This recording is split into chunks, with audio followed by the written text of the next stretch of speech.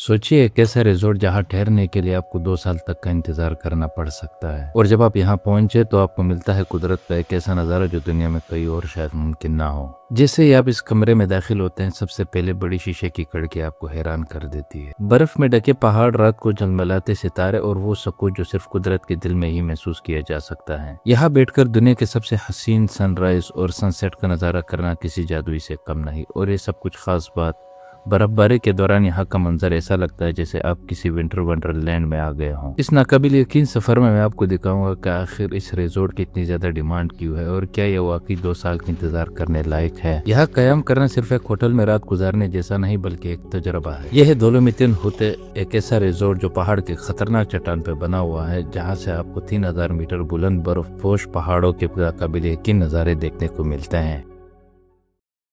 Train हमारी थोड़ी सी delay होने के बाद पहुंच गई है बलाखिर।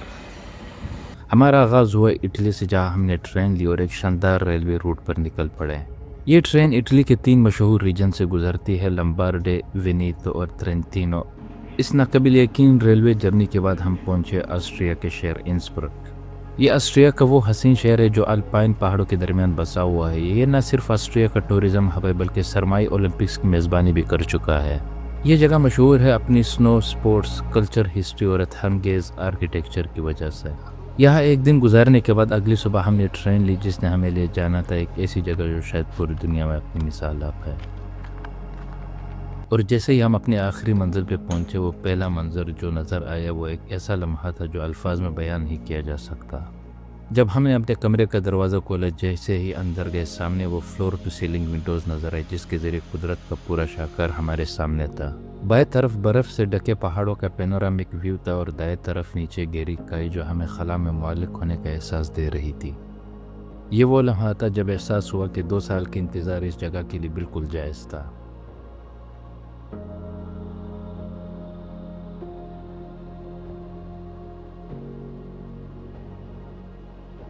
ये कोई आम होटल नहीं बल्कि इसका एक गहरा तारीखी पस मंज़र है।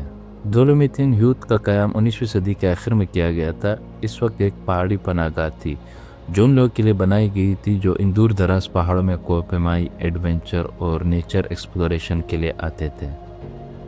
यहाँ का हर कमरा कुदरत के हुस्न से जुड़ा हुआ है। यहाँ कोई टीवी नहीं, कोई गैर ज़रूरी लग्जरी नहीं, सिर्फ कुदरत की वो असल खूबसूरती जो हमें अपने असल से जोड़ देती है। ये जगह ख़ास तौर पर डोलोमाइट आल्प्स के चैलेंजिंग ट्रेल्स और ख़तरनाक मौसम में मुसाफिरों के लिए एक महफूज जगह थी। वक्त के साथ साथ इसकी मकबूलियत बढ़ती गई और 20वीं सदी में इसे एक मुकम्मल रिजॉर्ट में तब्दील कर दिया गया। आज ये न सिर्फ कोयपेमा और हाइकर्स के लिए एक अहम मकाम है बल्कि उन लोगों के लिए भी एक ख्वाब है जो कुदरती नज़ारों के बीच मुकम्मल सुकून और खूबसूरती के दरमियान कुछ वक्त गुजारना चाहता है।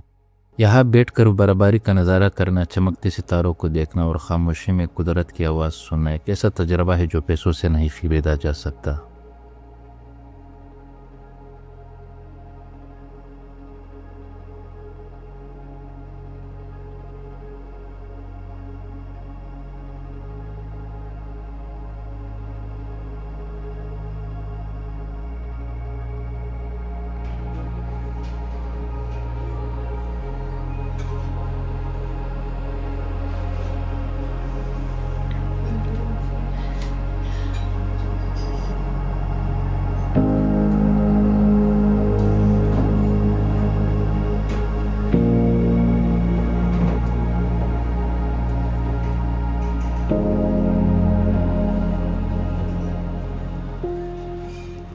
रात भर सुकून से सोने के बाद सुबह जैसे ही मेरे आंख खुली तो जो मंजर देखा वो नाकाबिल यकीन था।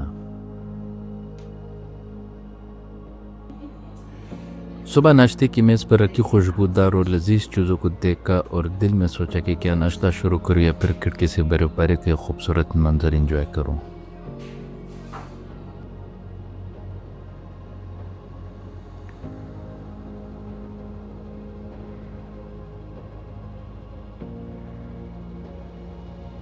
बाहर हल्की हल्की बर्फ हो रही थी जैसे पूरी दुनिया को सफ़ेद चादर ने ढांप दिया हो। वो लम्हा था जब महसूस हुआ कि कुदरत की असल खूबसूरती क्या होती है। खामोशी में सिर्फ एक ही आवाज़ थी, बर्फ़ के नन्हे ज़रात के ज़मीन पर गिरने से सरगोशी।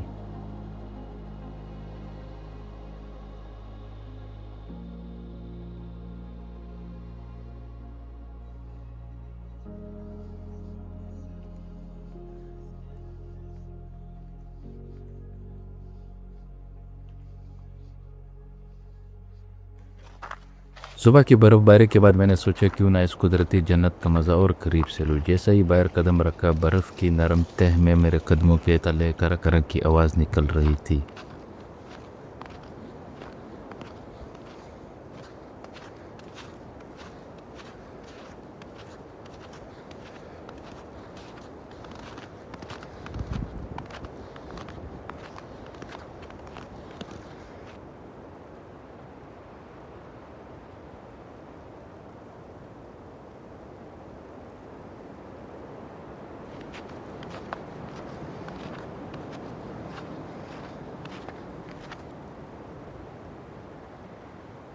یہ ٹریک جو میں نے منتخب کیا وہ ماؤنٹینز کی طرف جاتا ہے۔ یہ ایک مشہور ہائکنگ اور اسکی ٹریل ہے جس پر سیزنل سکیئرز آتے ہیں۔ یہ ٹریل دراصل دولومیتی ہود سے شروع ہوتی ہے اور پہاڑوں کی چوٹی تک جا کر ختم ہوتی ہے، جہاں اسکی کرنے والوں پہاڑ کے اوپر سے نیچے تک اسکی کرتے ہیں۔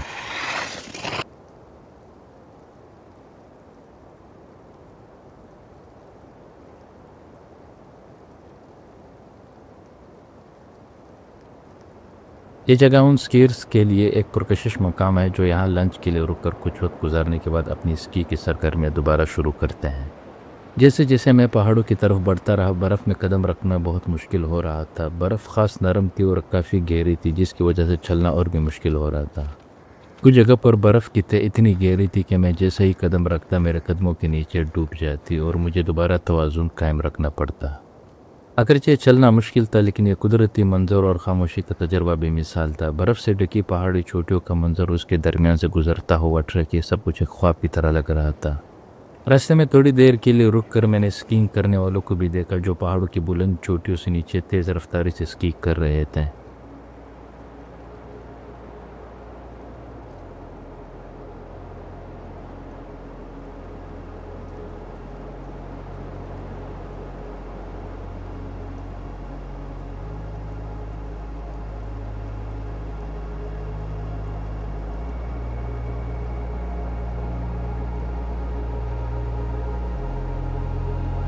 جب میں اس دن کی لمبی ٹریکنگ کے بعد پہاڑ سے واپس آیا تو میرے جسم میں تھکاوٹ محسوس ہو رہی تھی۔ سورج غروب ہونے کے بعد میں نے سوچا اب آرام کرنا چاہیے، لیکن پہلے ایک اچھا ڈنر ضروری تھا۔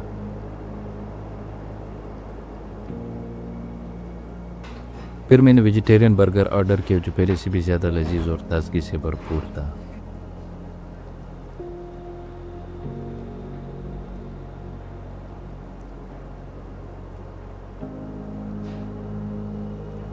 تیسرے دن کی شروعات میں نے ریزورٹ کے ناشتے سے کی جو یہاں کی خاص روایت تھی۔ ناشتے کرنے کے بعد میرے واپسی کا دن تھا اور دل میں ایک عجیب سے ملا جلا سا جذبہ تھا۔ ناشتہ کرنے کے بعد میں نے سوچا کہ میرا آخری دن ہے اور پہاڑوں کا یہ منظر جو میرے دل میں بس چکا ہے، میں اسے اور زیادہ انجوائے کرنا چاہتا تھا۔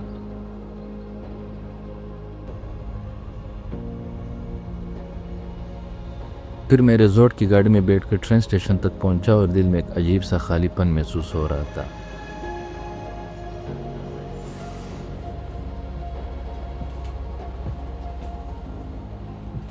بارڈر تک پہنچنے کے بعد بذریعہ اٹالین ٹرین کی سواری میں نے واپس جانے کا سفر شروع کیا اور جیسے ہی ٹرین چلنے لگی میں نے سوچا کہ یہاں کی یہ خوبصورت یادیں ہمیشہ میرے ساتھ رہیں گی۔